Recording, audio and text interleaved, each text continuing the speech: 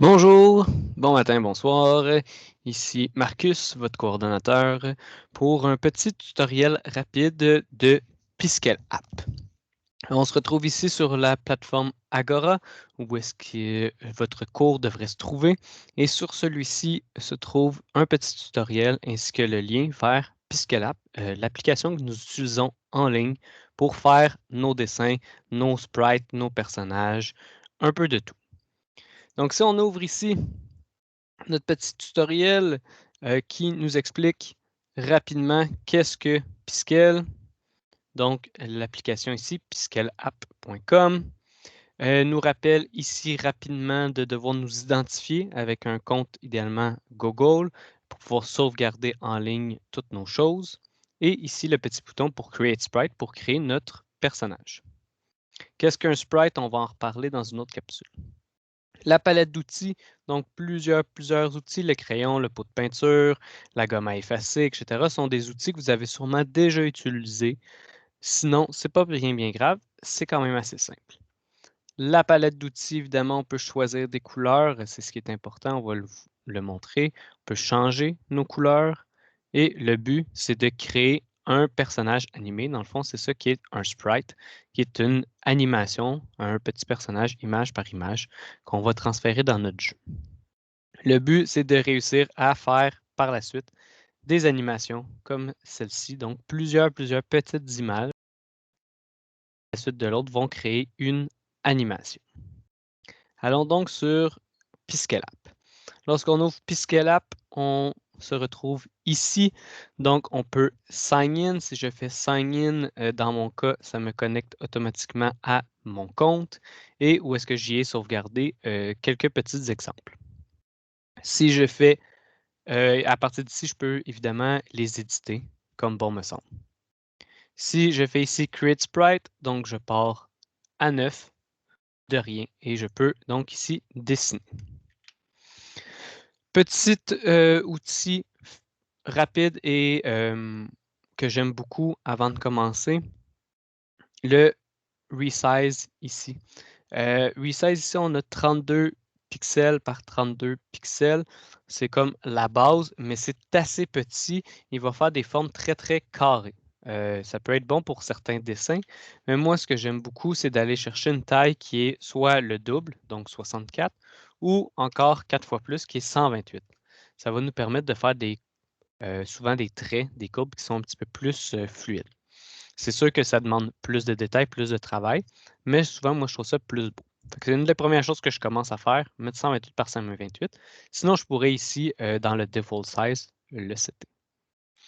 Donc, premier outil assez simple, le Pen Tool. Donc, on a notre crayon, tout simplement, pour dessiner. Vous remarquez ici qu'on a la petite lettre entre parenthèses P, qui est le raccourci pour, si je change d'outil, je peux peser sur P pour retrouver mon crayon. Évidemment, vous n'êtes pas obligé de connaître tous les raccourcis, mais il y en a certains qui sont pratiques, comme le fameux CTRL-Z qui nous permet de retourner en arrière, donc d'effacer complètement ce qu'on avait déjà tracé. Très pratique. Mon outil préféré, le petit crayon miroir qui nous permet de dessiner de manière miroir, comme s'il y avait ici une tranche qui faisait que l'image se reproduisait de l'autre côté.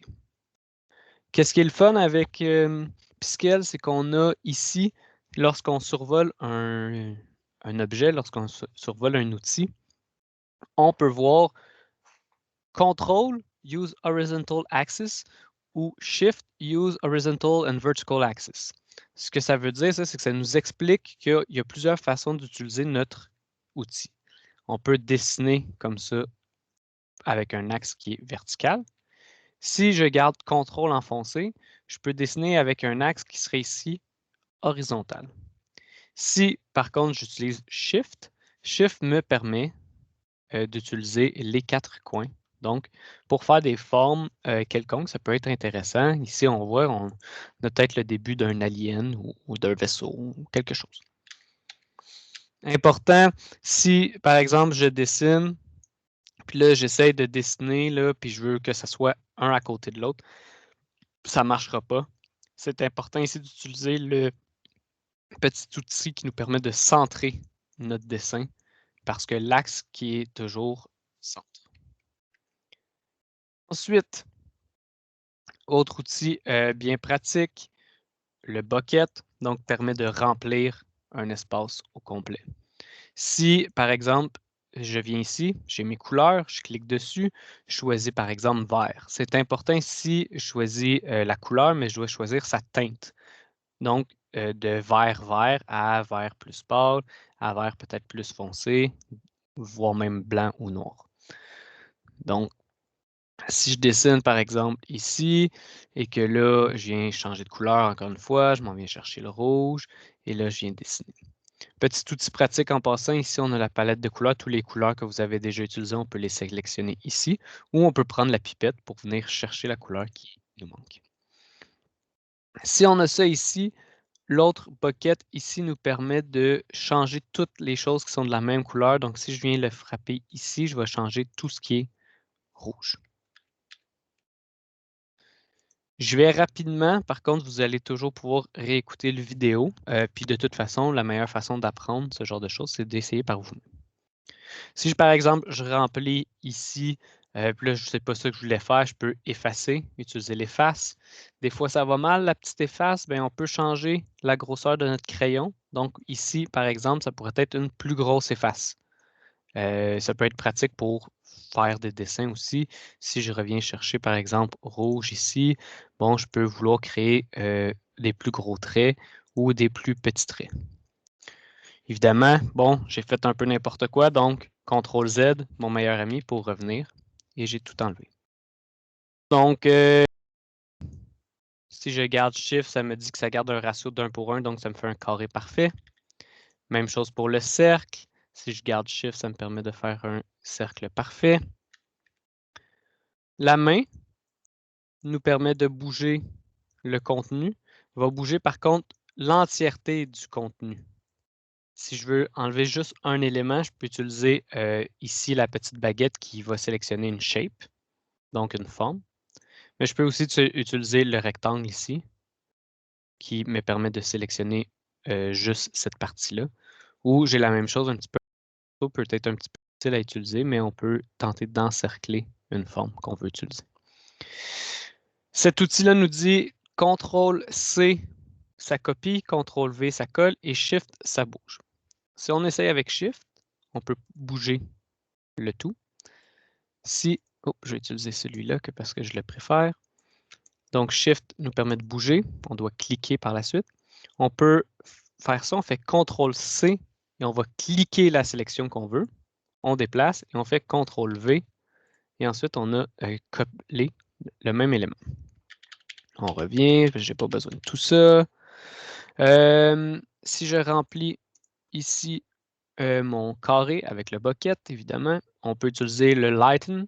CTRL, ça fait plus dark. Shift, ça plie un carré sur deux. Qu'est-ce que ça fait, ça, dans le fond? C'est si je garde enfoncé, je peux faire du shading un petit peu, donc mettre de plus en plus pâle. Si je garde CTRL, ça fait de plus en plus foncé. Et si je fais Shift, ça fait un carré sur deux. Bon. Celui-là que j'aime bien, ça nous permet de faire des exemples un petit peu de glitch. Ça utilise les deux couleurs. Donc, la première couleur qui est enfoncée serait notre rouge. Et là, ici, on n'a aucune couleur de sélectionner, donc rien. Mais ça pourrait être, par exemple, la deuxième couleur pourrait être verte. Et là, ça ferait un carré sur deux. À quoi ça peut servir? Moi, j'aime bien avec rien pour faire peut-être, comme je dis, un glitch, comme si le personnage bougeait.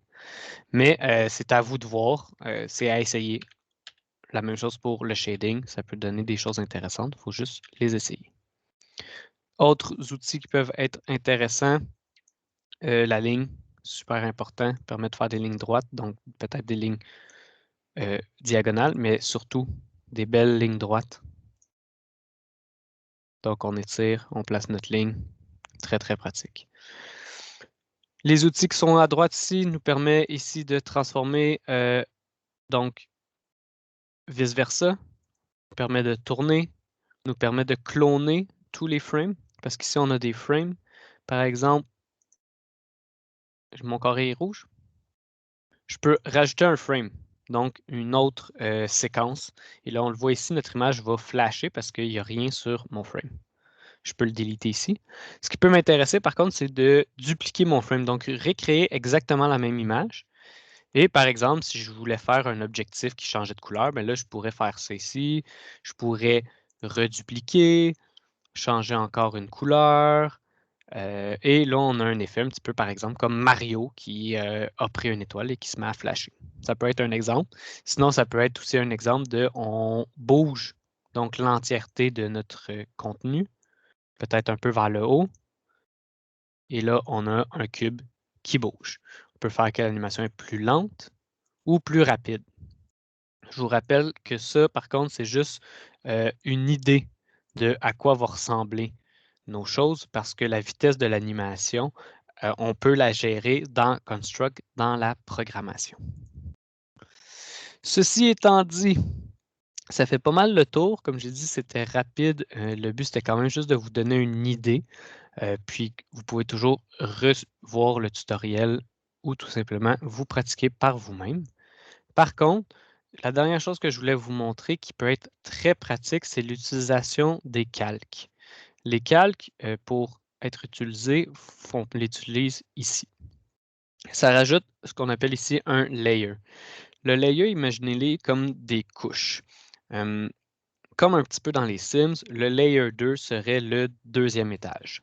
Donc, on peut voir à travers le deuxième étage et tout ce qu'on va dessiner au deuxième étage va affecter, en fait, être par-dessus notre contenu qui est au premier étage.